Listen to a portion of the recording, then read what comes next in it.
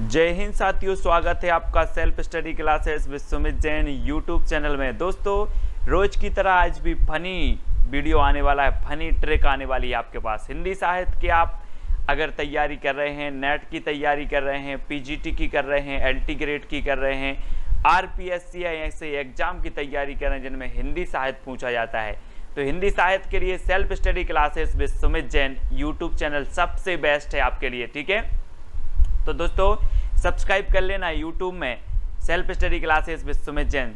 ठीक है, स्टार्ट करेंगे दोस्तों। आज हम ट्रिकी मेथड के माध्यम से आपको बहुत सारे प्रश्नों का अध्ययन करवाने वाले हैं, टेस्ट करवाने वाले हैं और साथ ही याद भी करवाने वाले हैं। ठीक है, तो सभी लोग तैयार हैं ना, बताने के लिए तैयार हैं? तो स्टार्ट करते हैं आज का ये वीडियो। दोस्तों, आज का आपका पहला प्रश्न है, भविष्यत कहा के रचनाकार कौन है? अब आपको उत्तर बताना है, फटाक से 4 सेकंड में आप उत्तर बताएंगे कौन सा ऑप्शन लॉक कर दिया जाए। तो आपने बिल्कुल सही आंसर बताया है, क्या है? धनपाल। अब यहां पर दोस्तों आया है धन और यहां आया है भविष्य, है ना।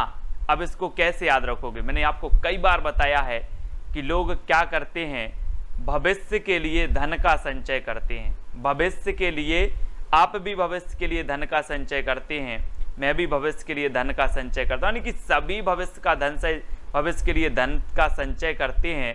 तो भविष्यत कहा रचना किसकी हो जाएगी?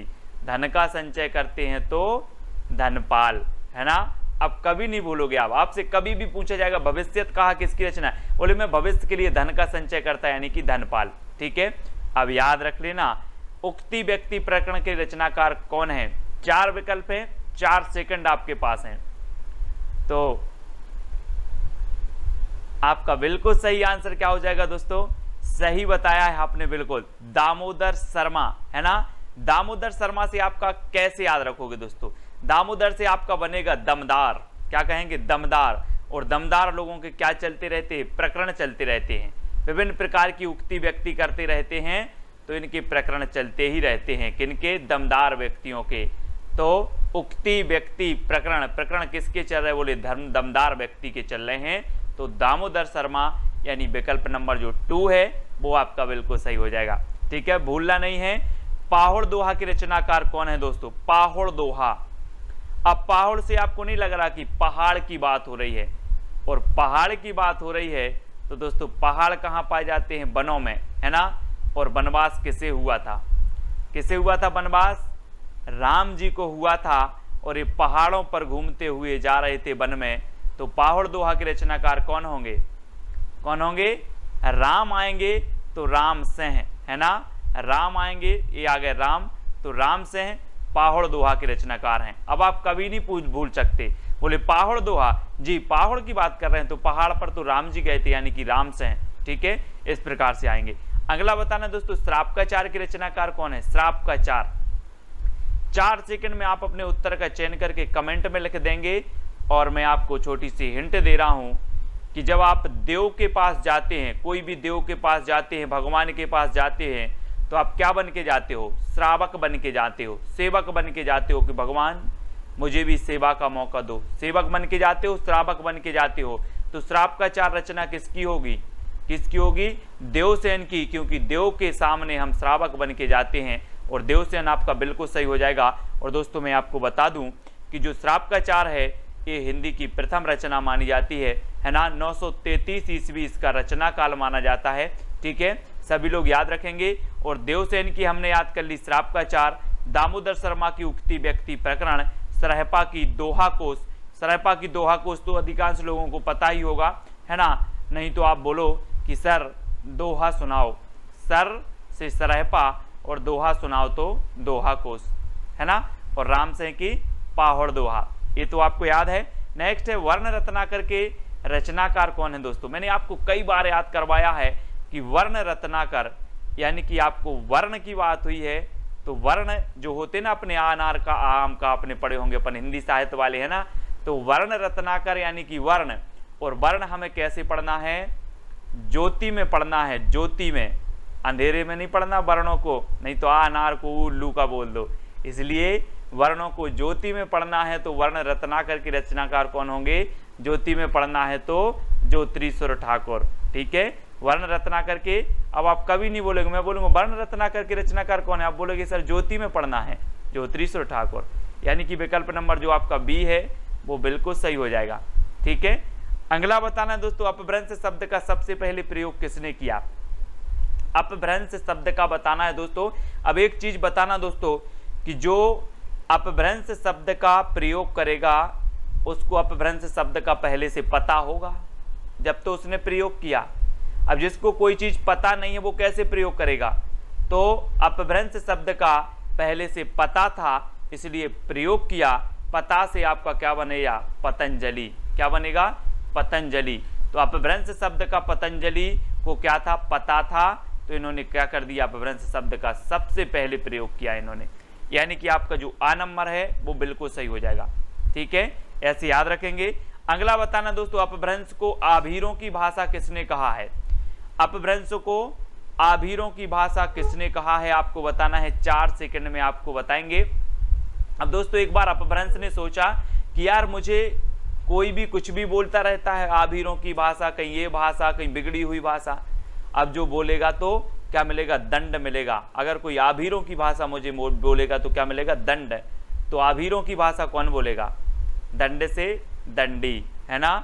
कहा कि आभीरों की भाषा अगर बोला तो क्या मिलेगा, दंड। तो आभीरों की भाषा किसने बोला, दंडी ने। ठीक है, अपभ्रंश को दंडी, है ना, याद रख लेना। आ नंबर आपका बिल्कुल सही होगा। किस विद्वान ने अपभ्रंश को देश भाषा माना। देश भाषा किसने माना, 4 विकल्प में से चयन करना है दोस्तों। और मैं आपको बता देता हूं कि जो देश का बेटा होगा, देश का सन होगा, उसे ही देश का माना जाएगा कि नहीं माना जाएगा, कि जो विदेश का आ रहा है उसे देश का मान लिया जाए। जो देश में पैदा हुआ होगा, जो देश का सन होगा, जो देश का बेटा होगा, उसे ही देश का कहेंगे। तो अपभ्रंश को देश भाषा जो कहा है, इन्होंने सोचा कि यार ये तो हमारे ही सन है ना, यहीं उत्पन्न हुआ है। तो सन मतलब ग्रियर्सन, है ना, ग्रियर्सन। इन्होंने देश भाषा कहा है कि अपभ्रंश की जन्म यहीं हुआ है। कहाँ हुआ है, यहीं हुआ है, इसलिए क्या है, देश भाषा है। ये यहीं की क्या है, सन है, सन। ठीक है, तो ग्रियर्सन साहब के बारे में आपको पता है कि इनका एक ग्रंथ है modern vernacular literature of Hindustan. ठीक है, और ये एशियाटिक सोसाइटी ऑफ बंगाल के निर्देशन में प्रकाशित हुआ था, है ना, मॉडर्न वर्नाकुलर लिटरेचर। और दोस्तों एक प्रश्न और पूछा जाता है कि जो ग्रियर्सन साहब हैं, सर्वप्रथम जो काल विभाजन का प्रयास किया, किसने किया, तो ग्रियर्सन साहब ने किया है सर्वप्रथम। ठीक है, तो याद रख लेना सभी लोग ग्रियर्सन के बारे में। और अपभ्रंश को सबसे पहले देश भाषा कहने वाले हैं तो वो कौन है, ग्रियर्सन साहब। ठीक है, अगला बताना दोस्तों, अवधि का एक अन्य नाम क्या है, अवधि। तो दोस्तों आप लोग विभिन्न प्रकार के कार्य करते हो और उनमें आपको अवधि मिलती है। क्या मिलती है, अवधि। और घर वाले आपसे बोलते हैं कौन सी अवधि मिली, कौन सी अवधि मिली, या अवधि कौन सी ली, अवधि कौन सी ली। तो अवधि का अन्य नाम क्या होगा, कौन सी ली मतलब कौशली। अवधि कौन सी ली, बोले कौशली। ठीक है, तो अवधि का जो अन्य नाम होगा वो क्या होगा, कौशली। अब याद रख लेना, अवधि कौन सी ली, है ना, इस प्रकार से। तो कौशली आपको याद रखना है। ठीक है, अगला आपको बताना दोस्तों, अवधि ग्रंथ अवध विलास किसकी रचना है। अवध विलास, आप लोगों ने वो एक गीत सुना होगा दोस्तों, एक गीत है बुंदेलखंड का कि बना की अवधपुरी ससुराल बारात को जय है रे। एक आपने गीत सुना होगा। अवध से क्या हो जाएगा, अवध का लाल, अवध का लाल। तो अवधि ग्रंथ है अवध विलास, और अवध विलास के जो रचनाकार होंगे वो कौन होंगे, लाल दास, क्योंकि अवध का लाल, है ना। तो याद रखना, अवधि ग्रंथ है अवध विलास और अवध विलास के रचनाकार हैं लाल दास। सभी को याद रखें, कभी भूलना नहीं। अगर भूल गए तो एक बार वीडियो फिर से देख लेना। राम काव्य परंपरा की सर्वप्रमुख भाषा है तो कौन सी है। दोस्तों आपको पता है कि राम को भी क्या मिली थी, अवधि मिली थी। बोले आप 14 वर्ष के वनवास को जाओगे, है ना, और इनको अवधि मिल गई 14 वर्ष की। तो अवधि मिली तो राम काव्य परंपरा की जो सर्वप्रमुख भाषा होगी वो कौन सी होगी, कौन सी होगी, अवधि। ठीक है, याद रख लेना, राम काव्य परंपरा की सबसे जो प्रमुख भाषा है वो कौन सी है, अवधि है। और आपको पता है कि राम काव्य धारा के जो श्रेष्ठ कवि हैं वो कौन है, तुलसीदास जी। ठीक है, और तुलसीदास ने दोस्तों सबसे पहले अवधि भाषा का प्रयोग किया। और आपकी जो रामचरितमानस है महाकाव्य है, ठीक है, श्रेष्ठ महाकाव्य है रामचरितमानस। और दुनिया में अगर सर्वाधिक जो टीकाएं लिखी गई तो वो रामचरितमानस की लिखी गई। और रामचरितमानस की जो भाषा है वो अवधि भाषा है। ठीक है, ये चीज भी याद रखनी है।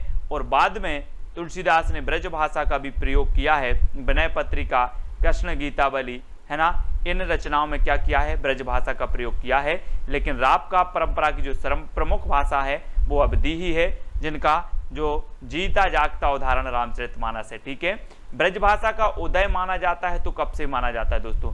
अब आप लोग कहते हैं कि हमें ब्रज जाना है, कन्हैया की जन्मभूमि जाना है, कन्हैया जी के दर्शन करने जानी है, इस प्रकार से बोलते ना, है ना।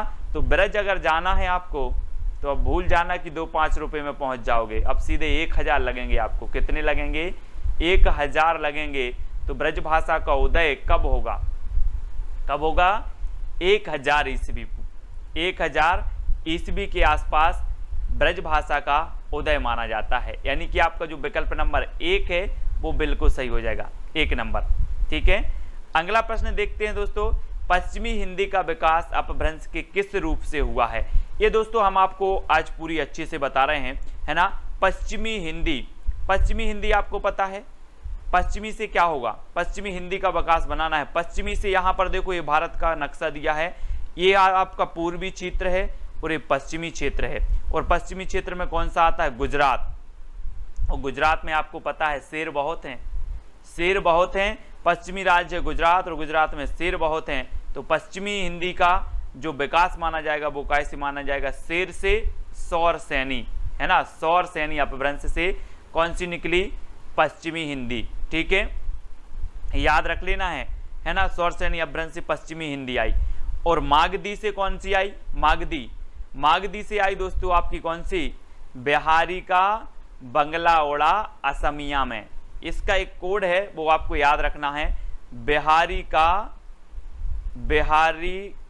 का बंगला ओड़ा असमिया में, बंगला ओड़ा असमिया। ठीक है, ये याद है आपको और होगा। तो बिहारी से बिहारी हिंदी, ठीक है, और बंगला ओड़ा से उड़िया और असमिया, है ना। ये जो है ये कैसे आई? मागधी से आई, है ना। तो याद रख लेना है, मगध में बिहारी का बंगला ओड़ा असमिया, मगध से बन जाएगा आपका मागधी, है ना। और बिहारी हिंदी, बंगला, उड़िया और असमिया ये सभी कौन से निकली हैं? मागधी से, है ना। और पश्चिमी हिंदी से सौर सैनी से पश्चिमी हिंदी। ठीक है, याद रख लेना। अर्धमागधी से कौन सी निकली? पूर्वी हिंदी, अर्धमागधी से पूर्वी हिंदी। ठीक है, ब्राचड़ से कौन सी निकली? सिंधी निकली, सिंधी। तो ये तो हो गई आपकी इनसे निकलने वाली भाषाएं। फिर दोस्तों आपको पश्चिमी हिंदी से भी पढ़ना है। पश्चिमी हिंदी से जो निकली आपकी निकली कौन कौन सी? पश्चिमी हिंदी की बात करें तो आपकी निकली दोस्तों गुजराती। कौन सी निकली? गुजराती, राजस्थानी, है ना, सॉरी, राजस्थानी, गुजराती और पश्चिमी हिंदी। ठीक है, ये निकली आपकी काय से? सौर सैनी से। तो आपको याद रख लेना है, सौर सैनी से पश्चिमी हिंदी, गुजराती और राजस्थानी। ठीक है, और पश्चिमी हिंदी से जो निकलने वाली थी उनका भी मैंने आपको कोड बनाया था, कानों के खड़ी बुंदेली ब्रजभान हरि के पास। कानों से आपकी कन्नौजी, खड़ी से खड़ी बोली, है ना, बुंदेली से बुंदेली, ब्रज से ब्रज, हरि से हरियाणवी, है ना। और इस प्रकार से आपको याद रख लेना, ये पश्चिमी हिंदी की भाषाएं हैं, है ना। गुजराती और राजस्थानी आपकी ये अलग हैं। राजस्थान की भी है आपकी मेवाती है ना, जयपुरी, इस प्रकार से आपको राजस्थानी की भी हैं। फिर आपकी पूर्वी हिंदी आती है दोस्तों। तो पूर्वी हिंदी की आपकी कौन कौन सी हैं? मैंने कोड बनाया था, अब छत्तीसगढ़ी, आ से अवधी, बा से बघेली और छत्तीसगढ़ी से छत्तीसगढ़ी, है ना। तो अब छत्तीसगढ़ी ये पूर्वी हिंदी की हैं।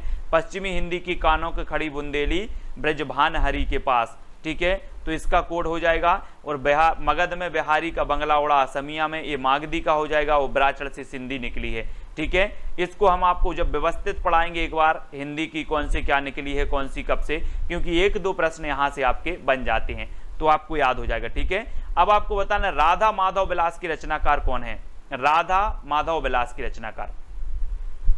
अब दोस्तों आपको नहीं लग रहा कि राधा और माधव को क्या बोलते हैं, श्री कृष्ण, तो राधा कृष्ण बोल दो सीधे सीधे, तो राधा माधव इनकी हम क्या करते हैं, जय करते हैं, जय, राधा माधव की जय। तो राधा माधव विलास किसकी रचनाकार कौन होंगे, जय की है तो जयराम, जय की है तो जयराम, राधा माधव विलास की रचनाकार जयराम, यानी सी नंबर आपका बिल्कुल सही हो जाएगा यहाँ पर। अगला क्वेश्चन है दोस्तों, स्नेह लीला की रचनाकार कौन है। अब स्नेह लीला की बात आई है तो आपको पता है कि सृष्टि के रचयिता कौन है, विष्णु, सृष्टि के रचयिता विष्णु, और विष्णु जी अपनी जो सृष्टि है, सृष्टि के एक एक जीव से स्नेह करते हैं, सभी से स्नेह करते हैं, कौन, विष्णु जी।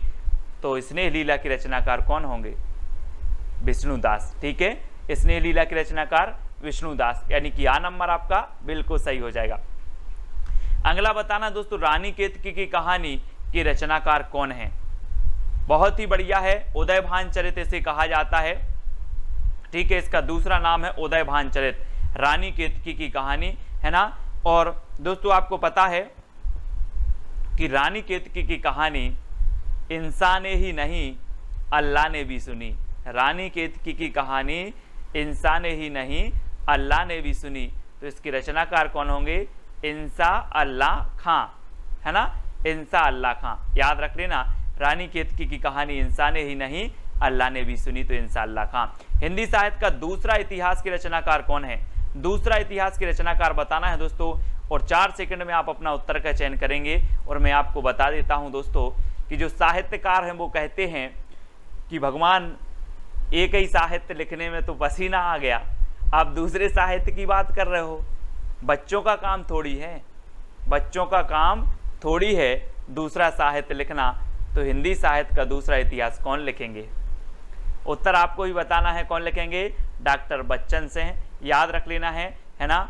साहित्यकारों ने कहा कि एक इतिहास लिखने में पसीना आ गया, दूसरा इतिहास की बात कर रहे हो, बच्चों का काम है क्या, तो डॉक्टर बच्चन से दूसरा इतिहास। ठीक है, अब याद हो गया होगा दोस्तों। एक और पूछा जाता है हिंदी साहित्य का आधा इतिहास, तो आधा इतिहास ये सुमन राजे का है, किसका है, सुमन राजे का। और आपने देखा होगा दोस्तों कि जो सुमन मतलब होता है क्या, फूल, और फूल किसी को आधा नहीं दिया जाता, नहीं तो कहा कि फूल लिया है आधा इसको दे दो और आधा उसको दे दो, ऐसा होता कहीं नहीं होता। तो सुमन राजे का क्या है, हिंदी साहित्य का आधा इतिहास, और आधा नहीं दिया जाता कभी, सुमन, है ना, फूल, तो याद रख लेना। हजारी प्रसाद द्विवेदी की बात करें तो हिंदी साहित्य का आदिकाल भी है, हिंदी साहित्य की, है ना, भूमिका भी है, हिंदी साहित्य की भूमिका याद रखेंगे सभी लोग। हिंदी साहित्य का उद्भव एवं विकास है हजारी प्रसाद द्विवेदी का, है ना। रामचंद्र शुक्ल जी का तो है ही हिंदी साहित्य का इतिहास। तो ये सारे इतिहास ग्रंथ हैं। नेक्स्ट आपसे पूछा जाता है कीर्ति लता की रचनाकार कौन है, और दोस्तों 4 सेकंड में आप अपना उत्तर तो चयन करेंगे। और मैं आपको बता दूं कि कीर्ति कब फैलती है, कोई व्यक्ति मूर्ख है और कोई विद्यावान है तो किसकी कीर्ति फैलेगी, विद्यावान की फैलेगी ना, जिसमें विद्या है उसी की कीर्ति फैलेगी। तो कीर्ति लता के रचनाकार कौन होंगे, विद्यापति, है ना। और दोस्तों इस कीर्ति में इन्होंने क्या किया था, राजा कीर्ति सिंह की यशोगाथा का वर्णन किया था, है ना। और विद्यापति की ये 3 रचनाएं प्रमुख मानी जाती हैं दोस्तों। इनकी एक रचना है पदावली, पदावली जो है इनकी मैथिली में रचना है। ये पूछी जाती है विद्यापति की कौन सी रचना मैथिली में है, तो इनकी जो पदावली है ये मैथिली में है। और इनकी कीर्ति लता और कीर्ति पताका ये 2 रचनाएं अबहट्ट में हैं। ठीक है, कीर्ति लता और कीर्ति पताका अबहट्ट भाषा में है, तो इनको आपको याद रखना है। और चंद्रबरदाई के बारे में तो पता है आपको कि ये हिंदी के प्रथम महाकवि हैं, है ना, याद रख लेना है। और राउल बेल एक रचना है चंपू काव्य, उसकी रचनाकार रोड़ा कवि हैं, है ना। ढोला मारूरा दुहा जिसकी रचनाकार कुशल लाभ हैं, है ना। और इनकी रचना हमें पढ़ना है पदलता पताका, पदलता पताका, पदावली कीर्ति लता कीर्ति पताका। ठीक है, इस प्रकार से। अगला बताना है दोस्तों अभिमान मेरु किसे कहा जाता है। दोस्तों आपको पता है कोई आदमी के पास जब धन बहुत हो जाता है, कोई अच्छी संपत्ति हो जाए, उन्हें अभिमान हो जाता है, अरे यार अभिमान हो गया, अहंकार हो गया, है ना। ऐसे ही पुष्प ने कहा कि मुझे तो देवताओं के ऊपर चढ़ाया जाता है, मेरी तो माला बनाई जाती है, तो पुष्प को क्या हो गया, अभिमान हो गया, पुष्प को अभिमान हो गया। तो अभिमान मेरु किसे कहा जाएगा, किसे कहा जाएगा, पुष्पदंत को।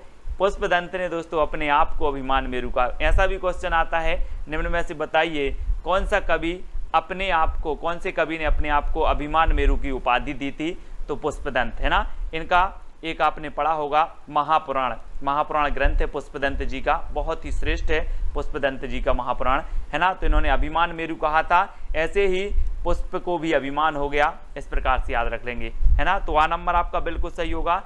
कुमारपाल प्रतिबोध के रचनाकार कौन है, कुमारपाल प्रतिबोध। अब 4 विकल्प हैं, 2 सेकंड आपके पास हैं, और आपको पता है दोस्तों कुमार आ रहा है यहाँ पर, कुमार। तो आजकल के जो कुमारे लड़का रहते, कुमारे लड़का, है ना, आजकल के जो कुमार हैं वो सोमरस का प्रयोग बहुत कर रहे हैं। काय का प्रयोग कर रहे हैं, सोमरस।